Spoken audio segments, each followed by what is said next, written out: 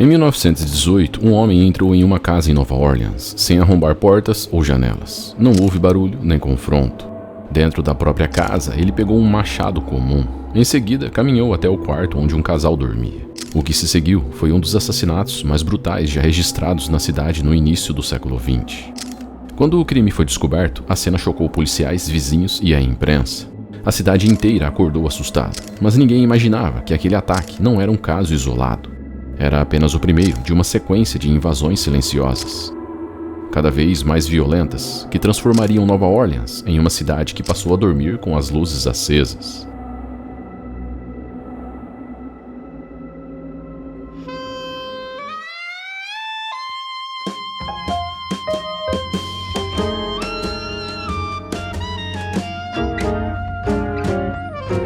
No começo do século XX, Nova Orleans era conhecida por um apelido curioso, Big Easy. Na cidade aconteciam coisas que em outros lugares, como Chicago e Nova York, proibiam. Música alta, bares abertos até tarde, jogo, bebida e bordéis eram tolerados. Mas, 100 anos atrás, esse mesmo espírito vinha acompanhado de pouca vigilância, policiamento irregular e bairros que, depois de certa hora, ficavam entregues à própria sorte. Durante o dia, a cidade funcionava. Italianos, franceses, afro-americanos, crioulos e americanos do sul se misturavam nas calçadas. À noite, o cenário mudava completamente. As ruas esvaziavam, a iluminação era fraca ou inexistente em muitos bairros. O som vinha de longe. Um piano em um bar, passos isolados, portas antigas rangendo com o vento úmido que subia do Mississippi. Nessa época, não se pensava em proteção, mas em adaptação. As casas eram coladas umas às outras, corredores eram estreitos. Nesse período, dormir era confiar que a tranca da porta aguentaria se alguém tentasse entrar, e que o vizinho não dormiria pesado. Havia uma tensão silenciosa no ar. A ascensão rápida dos imigrantes alimentava ódios antigos e ressentimentos novos. Era o cenário perfeito para a impunidade. Uma sociedade que aprendeu a olhar para corpos no chão e dar de ombros, rotulando o terror como coisa de estrangeiro. Quando um italiano era citado em uma ocorrência policial, a explicação já vinha pronta. Desentendimento comercial, vingança ou coisa dos mão negra. Rótulos economizam esforço, e naquele contexto também economizavam empatia. No final do século XIX, navios começaram a despejar no porto de Nova Orleans grupos inteiros de imigrantes italianos, em sua maioria vindos da Sicília. Chegaram pobres, sem influência política e sem proteção social. Eles foram direcionados ao trabalho mais duro disponível, as plantações de açúcar e algodão de Louisiana, ocupando o espaço deixado pela escravidão recém-abolida.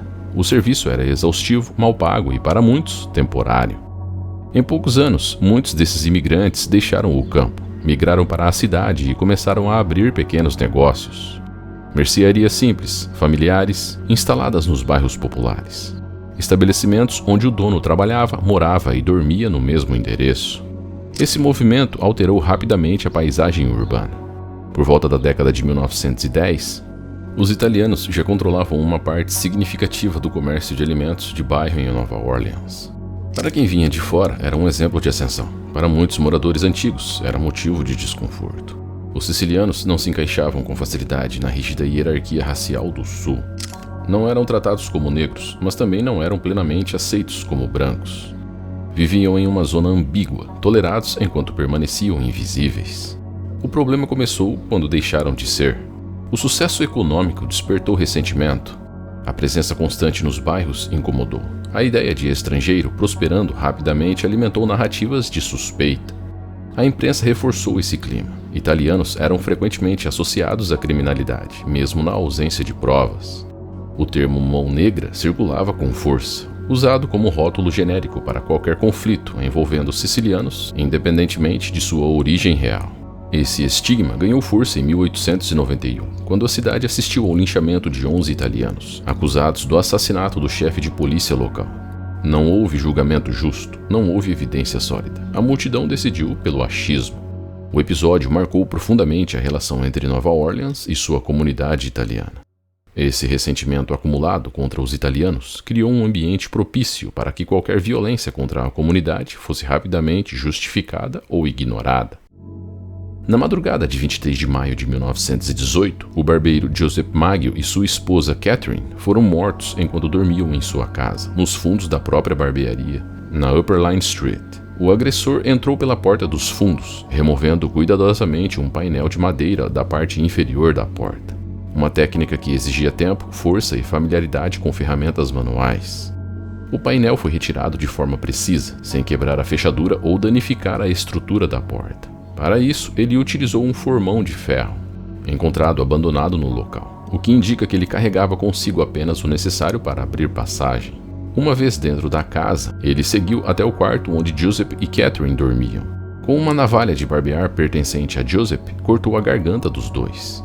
Catherine morreu imediatamente. Joseph ainda teve força para tentar sair da cama, mas desmaiou e morreu poucos metros depois. A navalha usada para cortar as gargantas do casal era uma navalha de barbear que pertencia a Joseph. A polícia descobriu que Joseph havia trazido essa navalha recentemente da barbearia para a casa, o que sugere que o assassino pode ter vasculhado a residência em busca de algo afiado, ou já soubesse onde ela estava. Após os cortes, o agressor usou um machado, que também estava na casa, para desferir múltiplos golpes na cabeça de cada vítima. O machado foi deixado no chão da cozinha. A cena foi encontrada com sangue espalhado pelas paredes e o colchão encharcado.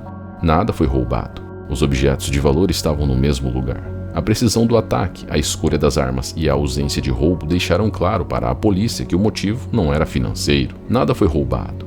O machado e a navalha foram deixados para trás. A polícia encontrou uma inscrição escrita a giz na calçada.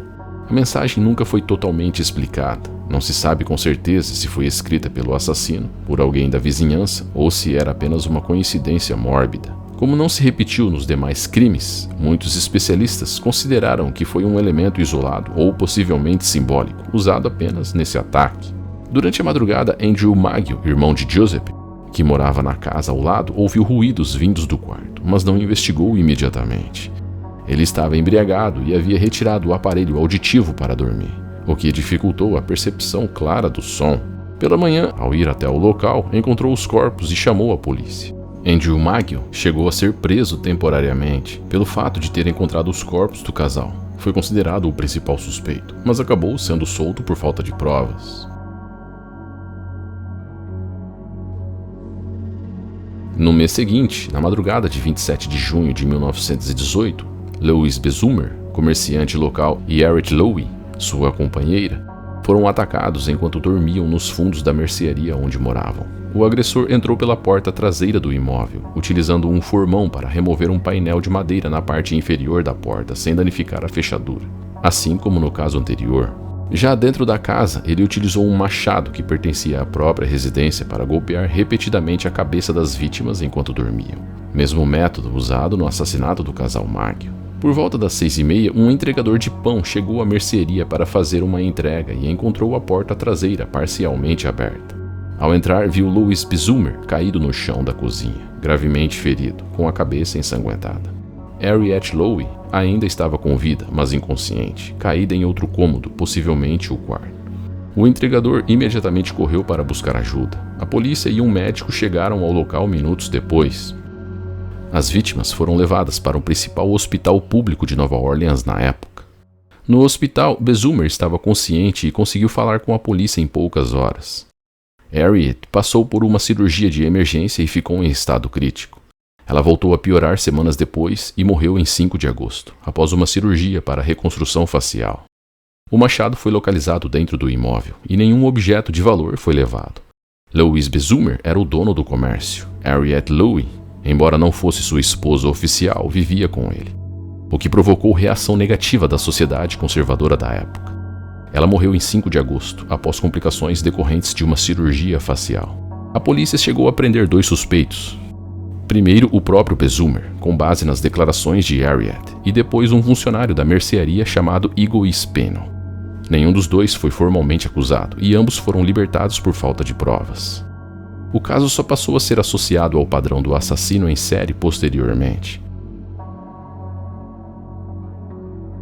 39 dias depois, na noite de 5 de agosto de 1918, Anna Schneider, com 28 anos, grávida de 8 meses e mãe de 3 filhos, foi atacada enquanto dormia em uma casa na Elmira Street. Ela estava sozinha, seu marido trabalhava até tarde e retornou por volta das 12h30 da madrugada. Ao entrar, a encontrou inconsciente no quarto, com ferimentos profundos na cabeça. A polícia identificou sinais de entrada forçada por uma janela lateral, o que contrastava com os métodos anteriores usados por Axeman. Anna sofreu múltiplos ferimentos na cabeça, causados por um objeto pesado, possivelmente uma barra de ferro ou ferramenta metálica. Mas nenhuma arma foi encontrada no local. Nenhum objeto foi roubado e nenhuma arma foi deixada. Anna foi levada ao Charity Hospital e sobreviveu. Dias depois, ela deu à luz uma menina saudável. Sua história chamou a atenção não apenas pela brutalidade do ataque, mas por quebrar o padrão das vítimas anteriores. Anna não era italiana, nem comerciante e não vivia em residência sobre loja. Isso gerou dúvidas sobre a autoria e abriu a possibilidade de mais de um criminoso agindo em Nova Orleans. Anna Schneider não conseguiu fornecer qualquer descrição do agressor. Na madrugada de 10 de agosto de 1918, o barbeiro Joseph Romano, de 47 anos, foi atacado em sua residência na Tonte Street. Ele morava com suas duas sobrinhas adolescentes, Pauline e Mary Bruno, que estavam presentes na hora do crime. O agressor entrou pela porta dos fundos. Romano foi golpeado 2 vezes na cabeça com um machado enquanto dormia. Suas sobrinhas ouviram os sons vindos do quarto, correram para ver e encontraram o tio gravemente ferido. Elas viram um homem de porte grande, vestido de roupas escuras e chapéu de abas largas, fugindo rapidamente pela porta dos fundos. Foi uma das poucas descrições visuais do agressor registradas em toda a série de ataques. Joseph Romano foi levado ao hospital com vida, mas morreu 2 dias depois, em 12 de agosto, devido aos ferimentos que causaram fraturas profundas no crânio, com exposição de massa encefálica. O machado usado foi deixado na residência e pertencia à própria casa. Nenhum objeto foi roubado. A imprensa tratou o caso como uma confirmação clara de que os ataques estavam conectados e de que um assassino em série estava em ação. O medo cresceu entre os moradores, especialmente na comunidade italiana, e o apelido Axeman passou a ganhar força nos jornais locais. Após o assassinato de Joseph, os ataques cessaram por vários meses. Nova Orleans estava em estado de alerta. O medo persistia, mas não havia novos casos. A polícia não chegou a nenhuma conclusão definitiva. A imprensa continuava a alimentar teorias sobre a mão negra, sobre rivalidades entre italianos ou sobre um maníaco em série.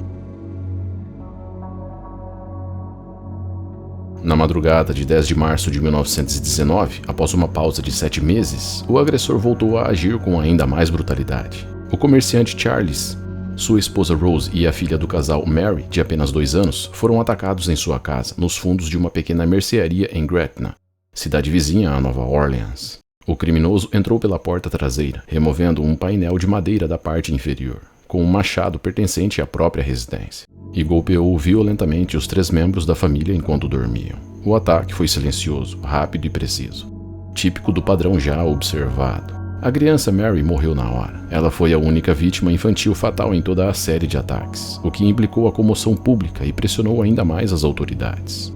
Charles e Rose sofreram ferimentos graves, mas sobreviveram e foram levados ao hospital em estado crítico. Após sua recuperação, Rose foi levada à delegacia, ao invés de ser levada para casa.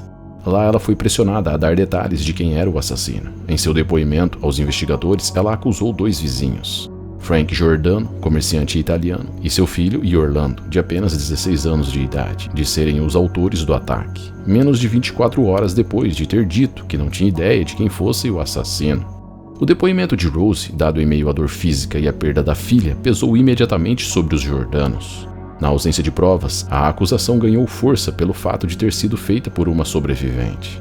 Charles, por outro lado, negou a acusação, afirmando que não viu ninguém e não acreditava que os vizinhos estivessem envolvidos no ataque. O julgamento ocorreu sob forte pressão popular. O medo do Axeman e a morte de uma criança criaram um ambiente em que a justiça procurava uma resposta rápida, não necessariamente a correta. Por fim, o jovem Orlando foi condenado à prisão perpétua e seu pai Frank recebeu sentença de morte. Nenhuma evidência física foi apresentada, nenhuma testemunha confirmou a versão de Rose. Meses depois, ela voltou atrás e admitiu ter mentido. Afirmou que estava sob extremo estresse, influenciada por traumas e por conflitos anteriores com a família Giordano. A cidade de Nova Orleans, na época, dispunha de uma estrutura policial limitada, com recursos escassos e métodos rudimentares de investigação. A ciência forense ainda era incipiente, não havia coleta de impressões digitais, nem análise de DNA, nem protocolos de preservação da cena do crime. A investigação dependia, basicamente, de testemunhos, confissões e observações visuais. Esse cenário gerava investigações frágeis, vulneráveis à pressão da opinião pública e a julgamentos baseados em suposições. Em vários casos ligados ao Axeman, a polícia prendeu pessoas inocentes, com base apenas em desconfiança ou acusações indiretas. A polícia reabriu o caso, reconheceu o erro e Orlando e Frank foram libertados. O episódio expôs falhas no sistema judicial e aumentou ainda mais o clima de incerteza. O verdadeiro agressor estava solto e inocentes quase haviam pagado com a vida. O caso Cortimiglia reforçou dois padrões, o da brutalidade do agressor, agora matando uma criança, e o da fragilidade das respostas institucionais. 3 dias após o ataque à família Cortimiglia, o jornal recebeu uma carta endereçada ao povo de Nova Orleans. O texto dizia ser do próprio assassino. Era assinada com o nome The Axeman. A carta, datada de 13 de março de 1919, foi escrita com um tom ameaçador e teatral. O autor afirmava vir do inferno e se dizia um espírito demoníaco, fora do alcance da polícia. Ele declarou que voltaria a matar na noite de terça-feira, 19 de março, mas com uma condição: pouparia qualquer casa em que estivesse tocando jazz. O trecho mais lembrado dizia: "Sou muito fã de jazz e juro por todas as divindades do submundo que não atacarei nenhuma casa onde uma banda de jazz estiver tocando." O efeito foi imediato. Na noite mencionada, toda a cidade ressoava jazz. Bares estavam lotados, músicos tocaram sem parar, e até famílias que não costumavam ouvir o estilo contrataram instrumentistas. Em meio ao medo, a cidade viveu um carnaval forçado, tentando evitar uma tragédia. Nenhum ataque ocorreu naquela noite. A carta marcou um ponto de virada. O Axeman não era mais apenas um assassino oculto, era agora um personagem mitificado, com presença simbólica. Alguns acreditavam que a carta era verdadeira, outros pensavam que era uma farsa, escrita por um imitador, por um repórter, ou até por alguém querendo promover a música jazz. Apesar da dúvida sobre sua autoria, o tom e o timing da carta eram compatíveis com o padrão dos crimes. O terror psicológico que causou foi real. A figura do Axeman passou a habitar não só as páginas policiais, mas também o imaginário cultural da cidade. Na noite de 10 de agosto de 1919, Steve Bocca, imigrante italiano e dono de mercearia, foi atacado em sua casa nos fundos do próprio comércio. O ataque seguiu o mesmo padrão dos anteriores: invasão noturna, agressão brutal enquanto a vítima dormia, uso de uma arma cortante, provavelmente um machado, e nenhum sinal de roubo. Bocca foi atingido na cabeça, e mesmo gravemente ferido, conseguiu sair da casa cambaleando e pedir ajuda a um vizinho antes de desmaiar. Com ajuda, ele foi levado ao hospital e sobreviveu, mas devido ao ataque perdeu parcialmente a memória e não conseguiu descrever o agressor. O machado foi encontrado no quintal, deixado para trás como nos outros casos. O crime manteve os elementos centrais já conhecidos: ataque direcionado, método silencioso, nenhuma motivação aparente além da violência em si. Apesar da semelhança com os casos anteriores, o episódio teve repercussão menor na imprensa. Ainda assim, para a população, a mensagem era clara: o Axeman continuava ativo. Na manhã de 3 de setembro de 1919, a jovem Sarah Lauman, de 19 anos, foi encontrada gravemente ferida em sua casa, no bairro Algier, do outro lado do rio Mississippi. Vizinhos, ao notarem que ela não saía de casa desde o dia anterior, forçaram a entrada e a encontraram inconsciente, deitada em sua cama, com ferimentos extremamente violentos e profundos na cabeça e cortes no couro cabeludo. O machado usado no ataque foi deixado no cômodo. Sarah sobreviveu, embora com sérias lesões. Após recuperação parcial, disse não lembrar do ocorrido, nem ter visto quem a atacou. A escolha de uma jovem mulher como alvo, sem relação com mercearias ou lares familiares italianos, fugiu um pouco do padrão anterior, o que gerou dúvidas na polícia sobre a autoria. Ainda assim, muitos consideram esse o penúltimo ataque relacionado ao Axeman, dado o método, a arma e a ausência de motivação aparente. Após quase 2 anos de terror e pelo menos 7 ataques confirmados, o último caso oficialmente atribuído ao Axeman ocorreu na madrugada de 27 de outubro de 1919. Mike Pepitone, morador da Avenue D, foi brutalmente assassinado enquanto dormia. Segundo sua esposa, que estava em outro cômodo com um dos 6 filhos do casal, ela foi acordada pelo som de passos pesados e um barulho de objetos caindo. Assustada, ela correu até o quarto e encontrou o marido caído na cama, com graves ferimentos. Seu crânio foi dilacerado por uma estaca de tenda de circo, que foi deixada ao lado do corpo. O local estava coberto de sangue, indicando uma violência extrema. O agressor fugiu rapidamente. A esposa de Pepitone, que ainda estava atordoada, relatou ter visto apenas uma figura escura escapando pela porta traseira, antes de perder completamente a visão do homem. Mike Pepitone morreu na hora, sem ter a chance de reagir. O caso, mais uma vez, ficou sem solução. Nenhum suspeito foi identificado e o crime foi oficialmente encerrado, como tantos outros, sem resposta. A ausência de evidências claras, como o padrão dos crimes anteriores, deixou a cidade à mercê do medo e da incerteza. Esse foi o último ataque atribuído ao Axeman. Depois, o assassino desapareceu. Nenhum novo caso com o mesmo padrão foi registrado desde então, e o ciclo de violência terminou de forma tão abrupta quanto começou. Anos após o assassinato de Mike Pepitone, um desdobramento ocorreu. Em 1921, em Los Angeles, Joseph Mumphrey apareceu na casa de Esther Pepitone sob o pretexto de uma conversa de negócios. Esther conhecia Joseph há anos. Mumphrey, um indivíduo com passagens criminais, já era conhecido na comunidade italiana por seu envolvimento em extorsões e atividades ilícitas, frequentemente associado à Mão Negra, uma organização criminosa que se infiltrava nas comunidades de imigrantes italianos e era responsável por uma série de ameaças e extorsões. Durante a conversa, Mumphrey revelou suas verdadeiras intenções. Ele exigiu $500 em dinheiro e todas as joias de Esther, ameaçando matá-la caso não atendesse sua exigência. Ele então disse com frieza que a mataria do mesmo jeito que matou seu marido. Esther, em um momento de desespero, fingiu que ia pegar as joias que ele havia pedido. Porém, ao invés disso, ela pegou uma pistola que estava escondida e disparou contra Mumphrey 11 vezes. O agressor caiu morto no local e Esther foi presa imediatamente. O que chamou a atenção das autoridades foi a versão de Esther sobre os acontecimentos. Ela alegou que sempre desconfiou de Mumphrey como sendo o homem que havia assassinado seu marido, Mike Pepitone, em 1919. Essa desconfiança foi transformada em certeza quando, no momento do confronto, Mumphrey fez uma confissão óbvia e ameaçadora, quando disse que mataria Esther da mesma forma que havia matado Mike Pepitone, caso ela não lhe entregasse o dinheiro e as joias. Com essa confissão, Esther acreditava que estava de alguma forma executando uma vingança pela morte de seu marido, além de proteger sua vida. Ela sustentou que Mumphrey era de fato o Axeman de Nova Orleans e que a morte de Mike Pepitone foi apenas um crime entre muitos que ele cometeu. Esther relatou que, após o assassinato de Mike, começou a desconfiar de quem realmente estaria por trás do crime. Algum tempo depois da morte do marido, Joseph Mumphrey apareceu em sua casa, em Nova Orleans. Durante uma conversa aparentemente casual, ele teria feito uma observação ambígua sobre o caso, uma referência indireta ao assassinato, que segundo ela soou estranhamente pessoal e suspeita. Aquilo ficou marcado em sua memória. Anos mais tarde, ao reencontrá-lo em Los Angeles, Esther afirmou ter sentido convicção de que Mumphrey estava diretamente envolvido, não apenas na morte de Mike, mas possivelmente em outros ataques atribuídos ao Axeman. Embora suas alegações tenham chamado a atenção, a polícia jamais conseguiu reunir provas concretas que ligassem Mumphrey aos crimes do Axeman, ou estabelecer qualquer conexão objetiva entre ele e Mike Pepitone. Esther foi levada sob custódia, onde foi inicialmente acusada de homicídio premeditado. Durante o julgamento, sua defesa sustentou que ela agiu em legítima defesa, temendo pela sua vida e pela segurança de seus filhos. O julgamento atraiu grande atenção da mídia.